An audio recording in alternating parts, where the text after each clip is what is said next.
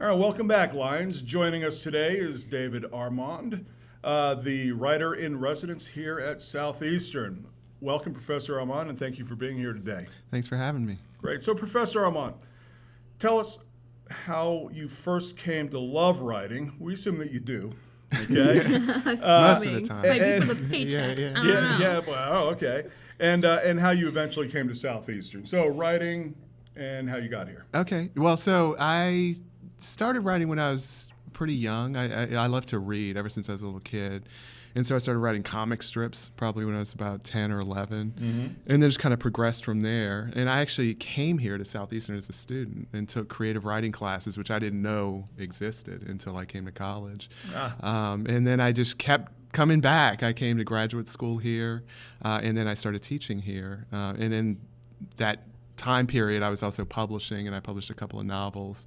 And they've somehow liked me enough to keep me on. So I've been here. This is my 13th year teaching at Southeastern. Wow. Yeah. So, are you a local guy? Yes, I'm from Folsom, little bitty town east of here. I think they have a school and a store. And one red light. And one red light. There you One go. police officer. Yeah, you hear about those in country And western six songs. churches. So, oh yeah, Yeah. you go for the 7 residents. I get it. Yeah. So, for the people who don't really know what a writer in residence is, can you tell us a little bit about that? Yeah, sure. So I didn't know what a writer in residence was either many years ago. And one of my teachers, Dr. Tim Gautreaux, who is retired, was the writer in residence. And basically it is a position created, it's sort of an honorary position to allow writers to have time to write, which is very, very important. But also it gives me access to students where I work with them one-on-one on projects, like graduate students who are writing creative theses. And then just sort of being available for students to meet with me, students who might be thinking about coming to Southeastern, and sort of just being kind of a spokesperson, I guess, for the writing program. So, I kind of wear a lot of hats as the writer in residence. Good. Recently, you published the book called Debt in 2018. Yes. But you have several other titles on your to your name, including The Polygist's Wife? Pugilists. Yes. Pugilist? Yeah. Okay, Yeah. thank you. Yep, I'm a comm major. And The Gorge. Tell us what inspires your writing. I think, well, to mention Tim Gautreaux again, he was one of my most influential teachers. And the first thing he told me was, you grew up in this little town, Folsom, Louisiana, and you think nothing great can be said about Folsom or nothing interesting can be said. He said, but I promise you, that's where all your stories are. And so I learned very quickly that writing about the place where you're from is so important. Stephen King does that. Stephen King does that. He writes about everywhere, but I mean, mostly his Maine. stories take place in Maine, right? And Faulkner in Mississippi, and John Steinbeck in California.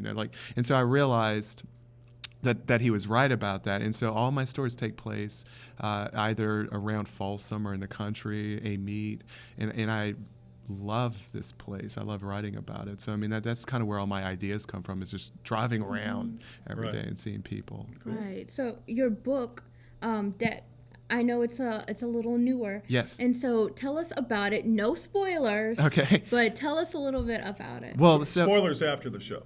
Spoilers after the show. We get it. Well, so it's a poetry collection. So I guess it's hard to spoil it, other than to say that they're all thematically connected. They're about. I like the word debt because it has so many meanings. Literal debt, but also this sort of figurative, like, what do we owe the people before us? And then, as a father, I think about the debt I owe to my kids, and kind of carrying on this legacy or breaking certain cycles that, like experiences that I had in my life. So true. And so all the poems kind of relate to those things about being a father, being a son, and sort of trying to break that cycle. Okay. Awesome. I'll be looking for that. Remember, spoilers. I know maybe not, but we'll see afterwards. Okay. So for students thinking about getting into writing or the creative English or creative writing, what recommendations, what advice do you have for those students? Simplest one sentence piece of advice is read everything. I can't stress that enough. I mean, I read, when I was a kid, I read the Hardy Boys, I read Nancy Drew, I read Mark Twain, I read everything I could get. I read dictionaries. I loved words. Right. And I meet a lot of students who want to become writers because they read something that influenced them or inspired them. Right, that's what I was going to say. Yeah. That's where you can get a lot of influence. And there's no bad reading you can do. You could be reading 50 Shades of Grey and you're still reading something. And I mean, people knock that all the time. But and you mentioned Stephen King. I mean, he's one of my favorite writers. Right. And you can't really go wrong if you're reading stories, in my opinion. Tell us what's next. Like, what is next? Give us a little hint, sneak peek. So I was recently, I finished, about a year ago, I finished a new novel called The Lord's Acre, which also takes place around here in Amite. And I made this part up, but it's about a cult in Amite.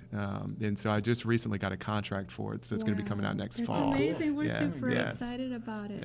Yeah. Well, thank you so much for joining us. Well, thank you. Lions will be back after a short break.